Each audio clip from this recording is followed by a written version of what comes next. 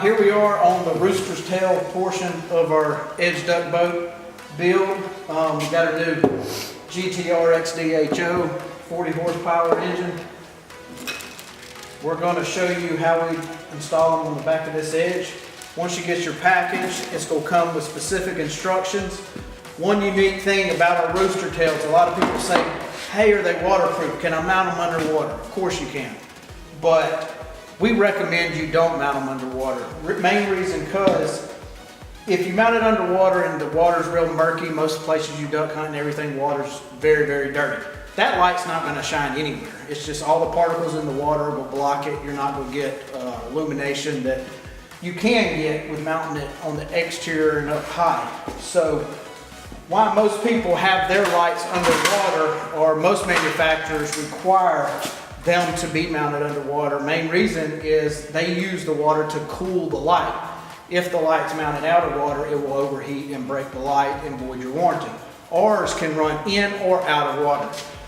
But when you mount it higher up on the transom, and what we describe in here, we give you specific instructions of where we recommend. That isn't exactly where you have to mount them. It's still up to your opinion of how you want to do it.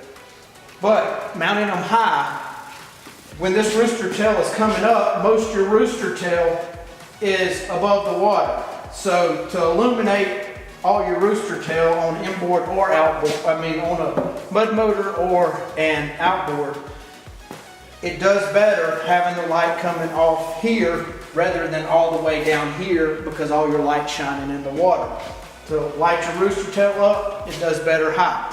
And when your boat's at rest and you're sitting in the duck hole and that light's mounted down here, all your lights in the water, you can't see anything behind your boat.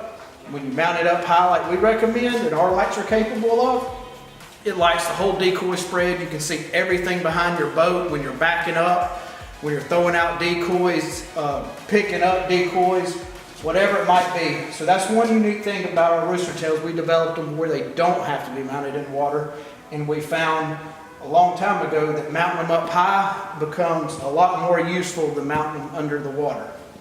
So what we're going to do is, on this edge, certain edges you can turn them sideways because you don't have enough transom. This is a 56-inch edge, so we're able to turn them sideways, so we're going to do it that way. But it's okay, and they work very well mounting them vertical rather than horizontal. We've seen people mount them on the back of here, here. You can mount them here on the sides. You can mount two here and then two here if you want to. Doesn't matter. But on this boat build, we're going to mount them here, and this is going to give us more than enough light to illuminate everything that we need. One thing not to be confused with is that this is a comparable to people that put in a recessed cube light. A recessed cube light will not give off the illumination our snake tube or rooster tail. A flush mount cube light will not give off the same illumination as a rooster tail lights. A cube light is designed for more of a long distance projection. The diodes are back in the housing. They are ran through a lens and through a housing all the way out to project. When the diode's far back in the housing, it's eliminating that diode from projecting directly to the sides as well. On this, you can see it's super, super thin, ½ inch thick. Our diodes are mounted right on the surface, so immediately with the diffusers we have on here, it is throwing the light completely out to the sides. So if you were to have this mounted and a cube mounted, the beam projection would be significantly different.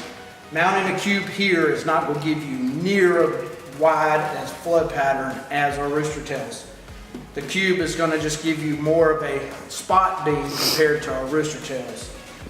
So if you're looking for a backup light and to see everywhere behind you, the rooster tail is a much better option than a flush mount cube light.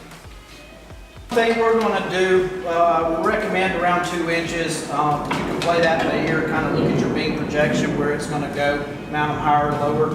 One thing we didn't want to do is mount this where the Gatortail transom saver is, because that, taking it on and off, people are just going to be hitting the light. So we're going to mount it right up under that, and that way you won't worry about hitting it all the time. So what we're going to do is, it's got one single wire that's two pair of wires together. We're going to drill a hole through the transom all the way to the inside. And what we're going to do is just mark that with a Sharpie, right where we need that hole. We're going to drill that hole all the way through the transom. We're going to take a dab of silicone, put it around the wire, and then we're going to mark our holes for our self-drilling screws. Depending on your boats, I know from experience on this edge transom, it's super thick and super strong material.